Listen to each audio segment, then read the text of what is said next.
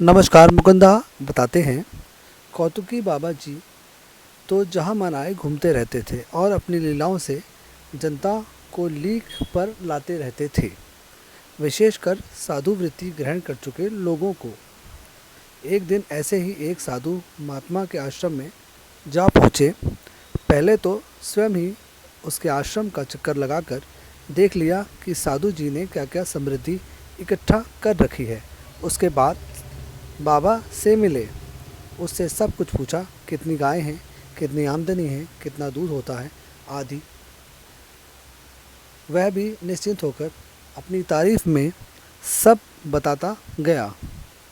तब बाबा जी ने कहा, हमें भी एक गिलास दूध पिला दें। बस क्या था, साधु बाबा एकदम मुकर गए।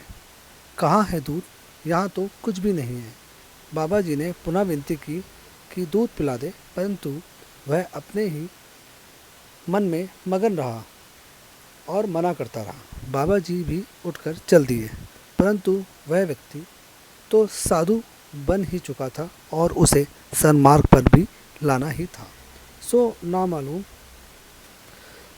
नामालूम बाबा जी ने क्या माया फेरी कि वह साधु कुछ दिनों बाद महाराज जी को ढूंढते हुए उनके चरणों में आ गिरा।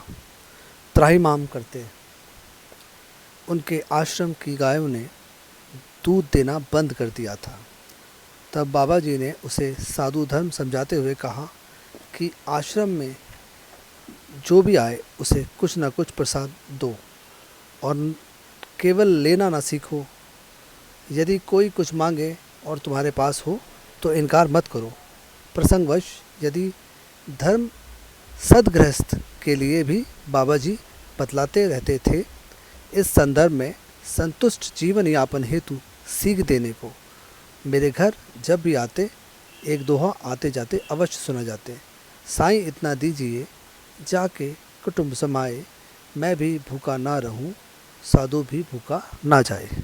उषा जी से उक्त लीला गाथा सुनकर मुझे श्री सत्यनारायण जी की कथा महात्म्य का वह प्रसंग भी स्मरण हो आया, जहाँ वणिक पुत्र से सत्यदेव के कुछ मांगने पर उसने कह दिया था कि नाव में केवल लता पत्र आदि हैं और सत्यदेव की माया से सारा धन सचमुच लता पात्र में बदल गया था। क्षमा मांगने पर ही उसे पुनः वह धन प्राप्त हो पाया था। राम राम।